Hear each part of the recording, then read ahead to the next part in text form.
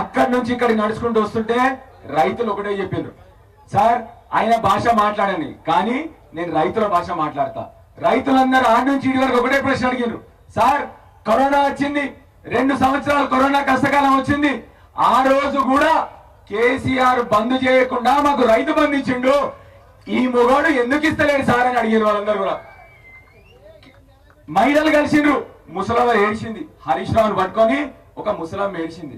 నాకు అప్పుడు అనిపించింది ఈ రేవంత్ రెడ్డికి గుండె లేదు మనసు లేదని చెప్పేసి, అందుకొరకే ఇంత మూర్ఖుడు అని చెప్పేసి అర్థమైపోయింది.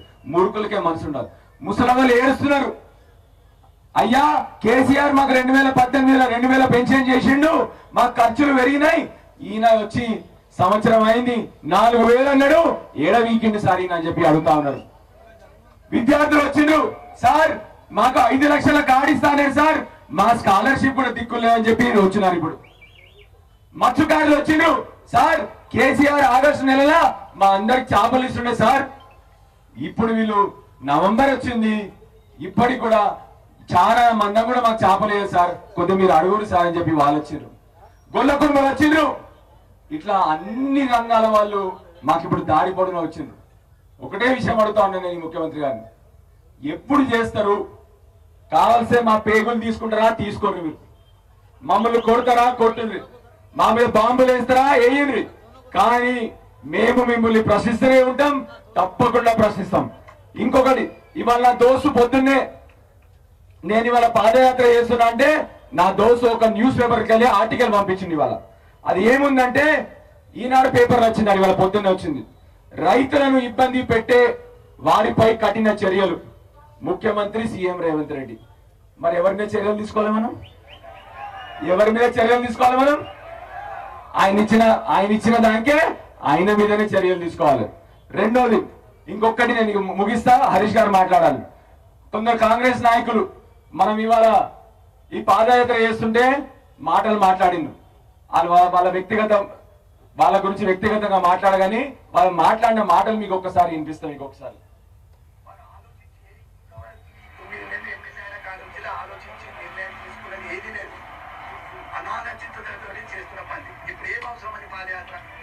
నిజంగానే ఎలక్షన్స్ ఉన్నాయి, ఇంకా 4.5 సంవత్సరాలు 4 నెలల 4 సంవత్సరాలు 2 నెలలు ఎలక్షన్స్ ఉన్నాయి, 3 నెలలు ఎలక్షన్స్ ఉన్నాయి.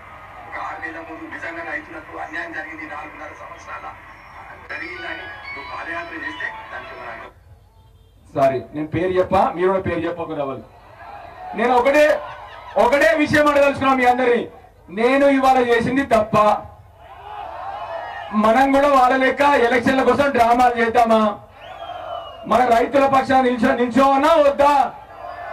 ఎస్ అని వాళ్ళందరినీ చేతులు ఎత్తురు. అందరూ ఒక్కసారి కెమెరా తిప్పండి, ఒకసారి అందరు చూపెట్టారు. కాంగ్రెస్ వాళ్ళ సిద్ధాంతం ఏంటంటే ఎలక్షన్లు అప్పుడు నాటకాలు చేయాలి. మాకు కేసీఆర్ అని చెప్పలే. కేసీఆర్ ఎక్కడ ప్రజలకు కష్టం ఉంటే ఆడబోయి బీఆర్ఎస్ కార్యకర్త నిల్చోవాలని చెప్పిండ్రు. మీ అందరినీ కూడా ఒకటే, ఇప్పుడు 25 కిలోమీటర్లు నడిచిన ఒక్క నిమిషం కూడా నాకు అలసట రాలేదు, కానీ ఇప్పుడు ఆగినాక కొద్దిగా అలసట్లే కనిపిస్తుంది. అందుకొరకే చెప్పేది మన ప్రయాణం ఆగొద్దిగా. ప్రయాణం ఆగితే అలసిపోతాం, అందువరకే మన ప్రయాణం ఆగొద్దు. మన గమ్యం చేరే వరకు పోరాడుతూనే ఉందాం, రైతులతో ఉందాం, మహిళలతో ఉందాం, విద్యార్థులతో ఉందాం, నిరుద్యోగులతో ఉందాం. మీ అందరి ఆశీర్వాదం కావాలి. మళ్ళొకసారి మీ అందరికి కూడా పేరు పేరున ధన్యవాదాలు తెలియజేస్తాం.